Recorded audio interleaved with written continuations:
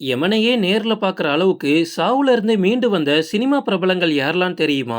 லிஸ்ட்ல நம்ம ஃபர்ஸ்ட் பார்க்க போறது மனிஷா கொய்ராலா. 90s காலகட்டத்தோட இறுதியில நம்ம இந்தியன் சினிமாவோட குயின் அப்படின்னு இவங்கள சொல்லலாம். 1995ல நம்ம தமிழ் சினிமாவுல பாம்பே, 1999ல முதல்வன், 2002ல பாபா.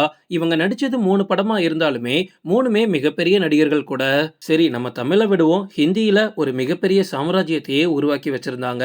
இந்த காலத்து நடிகைகளுக்கு இருக்கக்கூடிய ஃபேன் பேஸ்லாம் ஒரு ஃபேன் பேஸே கிடையாது. அந்த டைம்ல மனிஷா கொய்ராலாக்கு உயிரை விடுறதுக்கு அவ்வளோ பெரிய ஃபேன் பேஸ் இருந்துச்சு. ஆனா 2012ல ஓவரின் கேன்சர் அப்படின்ற நோயால இவங்க பாதிக்கப்பட்டாங்க. அதுக்கப்புறமா சரியான நேரத்துல சிகிச்சை எடுத்துக்கிட்டதுனால மட்டுமே இவங்க உயிர் பிழைச்சாங்க. இது வரைக்கும் இந்த உலகத்துல ஓவரின் கேன்சர்ல இருந்து மீண்டு வந்தவங்க ரொம்ப ரொம்ப குறைவான மக்கள் மட்டும்தான். அதுல மனிஷா கொய்ராலாவும் ஒருத்தங்க. இவங்களோட ட்ரீட்மெண்ட்டுக்காக மட்டும் பல கோடிகள் செலவு பண்ணியிருக்காங்க.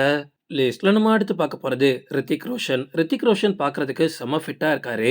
செம ஹேண்ட்ஸமான ஹீரோ அப்படின்னு நிறைய பெயர்கள் இருக்கு. ஆனா இவர் உயிர் பொழைச்சு வந்த கதை உங்களுக்கு தெரியுமா?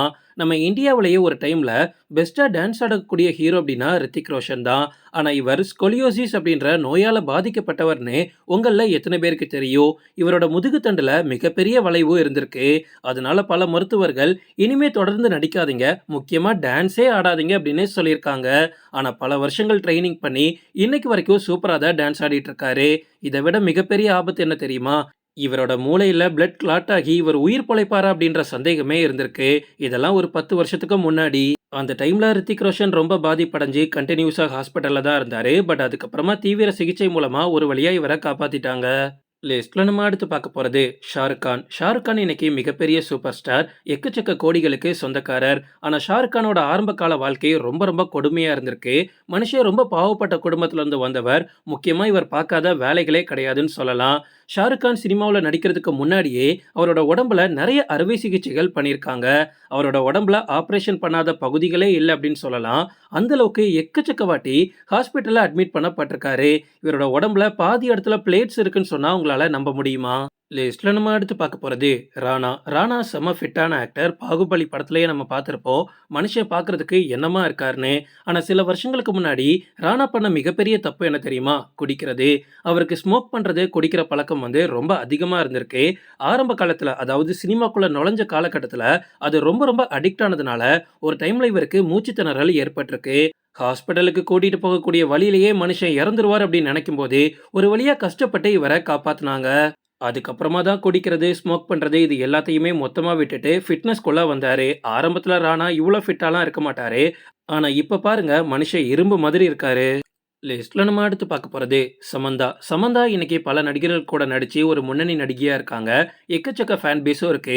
கூடவே நிறைய பணமும் சம்பாதிச்சிட்டாங்க. ஆனா சமந்தாவோட ஆரம்ப கால வாழ்க்கை அப்படி கிடையாது. இவங்க ரிசப்ஷனிஸ்டா ஒரு நாளைக்கு ரூ. 200 சம்பளத்துக்கு கூட வேலைக்கு போயிருக்காங்க.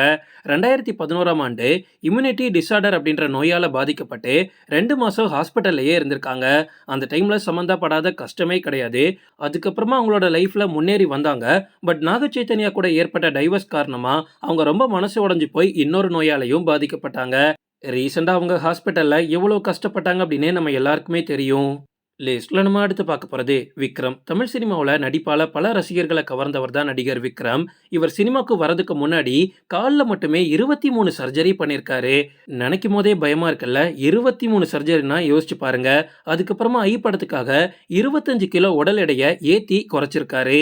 இதை பார்த்த டாக்டர்களே, விக்ரம் இந்த மாதிரி தப்புகளை இனிமே நீங்க எப்பவுமே பண்ணக்கூடாது அப்படின்னு பயங்கரமா திட்டி தீர்த்திருக்காங்க. ஒரு மனுஷன் 5 கிலோ 10 கிலோ குறைப்பான் இல்ல கூட்டுவான். ஆனா ஒரேடியா 25 கிலோ குறைக்கிறதுலாம் மிகப்பெரிய ரிஸ்க் தான். லிஸ்ட்ல நம்ம அடுத்து பார்க்க போறது அஜித். நம்ம ஏகே சினிமாவில் நடிக்கிறதுக்கு முன்னாடி ஒரு மெக்கானிக்கா இருந்திருக்காரு. அப்போல இருந்தே இவருக்கு பைக் ரேசிங்னா ரொம்ப ரொம்ப பிடிக்கும். காரும் தான். இப்ப மனுஷன் கார் ரேசிங்ல பட்டையை கிளப்பிட்டு இருக்காரு. ஆனா ஆரம்ப காலகட்டத்துல எக்கச்சக்க பைக் ஸ்டண்ட் இவர் பண்ணியிருக்காரு. அதனால நிறைய விபத்துகளும் இவருக்கு ஏற்பட்டிருக்கு. கிட்டத்தட்ட இவரோட உடம்புல எக்கச்சக்க ஆபரேஷன்ஸ் பண்ணியிருக்காங்க. ஓகே ஃப்ரெண்ட்ஸ், இதோட நான் இந்த வீடியோ முடிச்சுக்கிறேன். இன்னொரு இன்ட்ரெஸ்டிங்கான வீடியோல நம்ம சந்திக்கலாம். Stay tuned.